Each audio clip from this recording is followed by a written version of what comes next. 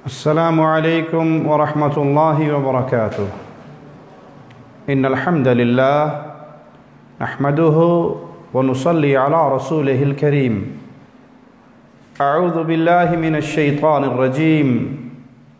بسم الله الرحمن الرحيم. قل هو الله أحد الله الصمد لم يلد ولم يولد ولم يكن له كفوا أحد.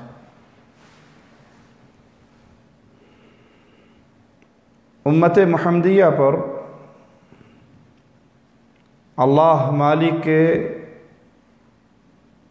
عظیم احسانات ہیں. سابقہ امتوں کی عمریں لمبی ہوا کرتی تھی اور ہماری رسول اللہ صلی اللہ علیہ وسلم کا فرمان ہے اعمار امتی ما بین 60 الی 70 سنہ. میری امت کی عمر 60 اور 70 کے درمیان ہے. تو سابقہ امتوں کے مقابلے پہ ہماری عمریں تھوڑی ہیں، لیکن اللہ کی رحمت اور اس امت کے ساتھ خالق و مالک کا خاص پیار کہ اللہ نے ایسے موسم دیے ہیں، ایسے مہینے، ایسی راتیں، ایسے دن دیے ہیں جن کے اندر اللہ نے اجر و ثواب کو اتنا بڑھا دیا کہ اجر میں عمر تھوڑی پانے کے باوجود یہ سابقہ امتوں سے آگے بڑھ جائیں گے. انہی مواسم میں سے ایک بہت پیارا موسم جو 1 یا 2 دن کے فاصلے پہ ہم سے دور ہے، وہ یہ رمضان کا مبارک مہینہ ہے. اللہ سے دعا ہے اللہ اہل ایمان کو صحت والی، ایمان والی لمبی زندگی عطا فرمائے اور یہ مبارک مہینہ ہمارے نصیب میں کرے اور اس میں ہمیں اپنی عبادت کا، اپنے سامنے جھکنے کا، اپنی یاد میں مشغول رہنے کا موقع عطا فرمائے، توفیق عطا فرمائے اور اس سے قبول کر کے ان خوش نصیبوں میں ہمارا شمار فرما دے جو اللہ کی رحمت سے اللہ کی جنت کے مہمان بنیں گے. یہ رمضان، اس کا استقبال کیسے کیا جائے؟ سب سے پہلے اپنے گناہوں پر نادم ہو. ہر انسان اپنے گریبان میں جھانکے اور کچھ وقت تنہائی میں اپنے خالق و مالک کے ساتھ مناجات کیا کرے. اپنی زندگی پہ نگاہ دوڑایا کرے تنہائی میں بیٹھ کر کہ میں کیا کچھ کرتا ہوں، میرا قول و فعل، میرا عمل، میرا کردار، میرے معاملات، میری زبان، کیا وہ اللہ کی فرما برداری میں صرف ہو رہی ہے یا اللہ کو ناراض کرنے میں؟ تو اپنے گناہوں کو اقرار کرے، اپنے گناہوں پر نادم ہو، شرمندہ ہو، آئندہ نہ کرنے کا اقرار کرے اور اللہ کی رحمت پہ یقین رکھے کہ اللہ بہت معاف کرنے والا ہے. اللہ غافر ہے، غفار ہے، غفور ہے، معاف کرنے والا، بہت زیادہ معاف کرنے والا، ہمیشہ معاف کرنے والا. اپنے گناہوں پہ معافی مانگے، اپنے وقت کا اندازہ لگائے کہ میں نے اس رمضان کے مہینے میں کرنا کیا ہے. اپنا جدول بنائے، اپنی روٹین سیٹ کرے کہ اس ماہ میں میرا زیادہ سے زیادہ وقت نیکیوں کے حصول میں گزرے. اگر کوئی مزدور ہے، اگر کوئی محنت کرنے والا ہے، اگر کوئی ڈیوٹی کرنے والا ہے اور کچھ نہیں کر سکتا، اپنی زبان پہ اللہ کا ذکر جاری رکھے. محدثین اس مہینے کے داخل ہونے پر حدیث کی تعلیم سے بھی رک جاتے.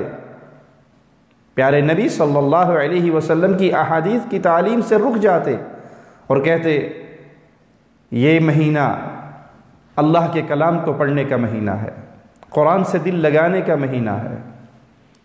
تو اپنے گناہوں کو تسلیم کرے، اللہ کے سامنے اقرار کرے، پھر اللہ سے معافی کا سوال کرے. اور یاد رکھیے، ایک مثال دے کے بات کو سمجھاتا ہوں. کسی شخص کے پاس سفر کے سارے وسائل ہوں، اور وہ سفر کا آغاز کر دے، بہترین گاڑی اس کے پاس ہو، زاد راہ اس کے پاس ہو، اور ماہر ڈرائیور بھی ہو، لیکن وہ منزل کی طرف چہرہ کرنے کی بجائے پشت کر لے اور گاڑی کو دوسری سمت میں دوڑا لے، تو واللہ وہ کبھی اپنی منزل پہ نہیں پہنچ سکے گا، وہ اپنی منزل سے دور ہو جائے گا۔ جتنا تیز بھاگے گا اتنی جلدی اپنی منزل سے دور ہوگا، اور وہ سفر کے اختتام پر یہ کہے کہ میں نے تو کہیں جانا تھا اور میں کہیں اور پہنچ گیا، حالانکہ میں نے گاڑی دوڑائی، میں نے پیٹرول خرچ کیا، میں نے محنت کی، تو عقل مند کہے گا کہ ہاں بھائی تو نے سب کچھ کیا، صرف اپنی منزل کا راستہ نہیں پکڑا جو تجھے تیرے مقام تک پہنچا دیتا۔ پیارے بھائی، یہ رمضان کا مہینہ تبدیلی کا مہینہ ہے، انقلاب کا مہینہ ہے، اللہ کی یاد کا مہینہ ہے، اللہ کی محبت سمیٹنے کا مہینہ ہے، نیکیوں کی بہار ہے، لیکن کس کے لیے؟ جس کی منزل درست ہوگی۔ یہ تراویحیں بڑی عظیم ہیں، یہ افطاریاں بڑی عظیم ہیں، یہ قرآن کی تلاوت بڑی عظیم ہے، یہ بڑا اجر و ثواب کا معاملہ ہے، یہ لوگوں کو پر خرچ کرنا، یہ لوگوں کو کی مدد کرنا، ان کے ساتھ کھڑے ہونا، یہ تمام اعمال بڑے وزنی ہیں۔ کس کے لیے؟ جس کی منزل درست ہے۔ میری اور آپ کی منزل اللہ کی جنت ہے، میں اور آپ اللہ کی جنت کے راستے کے راہی اور سواری مسافر ہیں، ہم اس راہ کے مسافر ہیں، ہم نے اللہ کی جنت کی طرف جانا ہے، اور جنت جانے کے لیے، جنت میں دخول کے لیے سب سے پہلی بنیادی شرط کبھی نہ بھولیے گا، وہ اللہ کی توحید ہے۔ مشرک کبھی اللہ کی جنت میں داخل نہیں ہو سکے گا، جیسے سوئی کے سوراخ میں سے اونٹ نہیں گزر سکتا، جنت کے دروازے سے مشرک کبھی داخل نہیں ہو سکتا۔ تو اس رمضان کے مہینے میں سب سے پہلے اپنی منزل کو تلاش کریں۔ آپ کی منزل کیا ہے؟ آپ جنت کے راہی ہیں، جنت کیسے ملے گی؟ عقیدے کی بنیاد پہ گناہوں میں معافی مانگتے ہوئے سب سے پہلے سب سے بڑے گناہ کو ٹٹولیے، کہیں میرا دل اس میں ڈوبا ہوا تو نہیں ہے، اور کائنات کے گناہوں میں سب سے بڑا گناہ ایک اللہ کے ساتھ شرک کرنا ہے۔ اپنے دل کو تلاش کیجئے، کہیں یہ غیر اللہ کی محبت میں ڈوبا ہوا تو نہیں ہے، کہیں میں عبادت کرتے ہوئے اللہ کے ساتھ کیے جانے والے معاملات غیر اللہ کے ساتھ تو نہیں کرتا، میں اللہ کو خالق مالک مانتا ہوں، کیا میں اس کو معبود برحق بھی مانتا ہوں، میں سجدے اللہ کو کرتا ہوں کہیں غیر کو تو نہیں کرتا، میں رکوع اللہ کے لیے کرتا ہوں کہیں قبروں پہ تو نہیں کرتا، میں طواف بیت اللہ کا رب کی عبادت سمجھ کے کرتا ہوں، میں کہیں بزرگوں کو راضی کرنے کے لیے قبروں کا تو نہیں کرتا، میں فقیروں کی مدد اللہ کو راضی کرنے کے لیے کرتا ہوں، کہیں میں غیر اللہ کے نام پہ نظر و نیاز بزرگوں اور بابا جی کو راضی کرنے کے لیے تو نہیں کرتا۔ اللہ کی قسم، کائنات میں کوئی گناہ شرک اکبر سے بڑا نہیں ہے۔ اس رمضان میں، اس رمضان کے آنے سے پہلے اللہ کے کلام کو ترجمے سے پڑھ کر اپنے دل کو ٹٹول کر تلاش کر کے اگر اس میں شرک جراثیم ہیں تو اس کو نکال لیجئے۔ تراویح سے پہلے، روزے سے پہلے، افطاری سے پہلے، سحری سے پہلے، قرآن پڑھنے سے پہلے اپنی منزل کا تعین کیجئے کہ مواحد صرف اللہ کی جنت میں داخل ہوگا۔ یہ عقیدہ توحید اتنا اہم ہے، اس کو پڑھیے، اس پر ایمان لائیے، اللہ کے ساتھ خالص تعلق بنائیے، پیارے نبی صلی اللہ علیہ وسلم کی اتباع صحابہ کرام کے منہج پہ چلتے ہوئے کیجئے، اپنی منزل درست کیجئے۔ لا الہ الا اللہ محمد الرسول اللہ کا صحیح مفہوم دل میں بٹھائیے کہ میں نے پوجنا ہے تو صرف عرش والے کو، پوجا کا طریقہ لینا ہے تو صرف مدینے والے سے۔ ان دو نقطوں کے اندر اسلام بند ہو چکا ہے۔ اس منہج کو سمجھ کے، اس عقیدے کو اپنا کے اپنے دلوں کی اصلاح کریں، گناہوں سے معافی مانگیں، پھر اس مہینے کی خیر و برکات کو سمیٹیں، تو اللہ سے امید ہے کہ اللہ ضرور ہمارے ساتھ رحمت والا معاملہ فرمائے گا، ضرور ہماری خطاؤں کو معاف فرمائے گا، ہماری ساری محنتیں قبول ہوں گی۔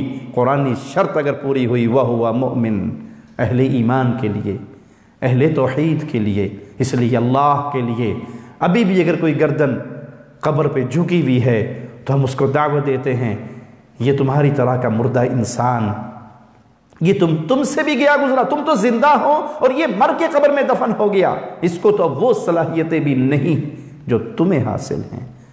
یہ گردن خالق کے سامنے جھکنے کے لیے بنی تھی، اپنی عبادتوں کا مرکز اللہ کو بنائیے، اس طرح توحید کو سمجھیے، اس طرح خالص ہو جائیے غیر اللہ کی عبادت سے نکل کر ایک اللہ کی عبادت کے لیے۔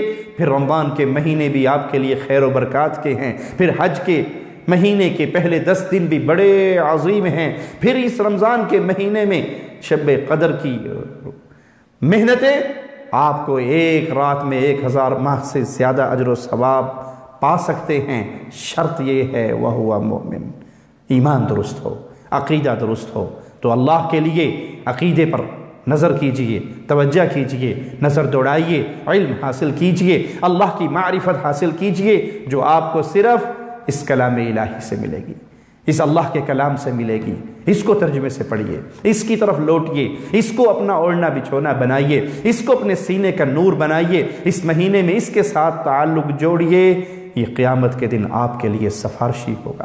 اللہ سے دعا ہے اللہ ہمیں اس مبارک مہینے میں، اس پیارے ایام میں، ان رحمتوں بھرے موسم میں خیرات اور برکات اکٹھی کرنے کی توفیق عطا فرمائے، دین پہ چلنے کی توفیق عطا فرمائے، اور ساری زندگی اے اللہ ہماری گردن صرف خالص تیرے سامنے جھکنے والی ہو، ساری زندگی تیری توحید کے ترانے کو گاتے رہیں، تیری توحید کے پیغام کو نشر کرتے رہیں، لا الہ الا اللہ کی آواز کو اپنی استطاعت کے مطابق بلند کرتے رہیں، اور اسی طرح اسی لا الہ الا اللہ کا اپنی زبان پہ ترانہ سجائے ہوئے ہماری اس دنیا سے آخرت کی طرف سفر ہو۔ اقول قولی ھذا واستغفر اللہ لی ولکم ولسائر المسلمین فاستغفروہ انہ هو الغفور الرحیم۔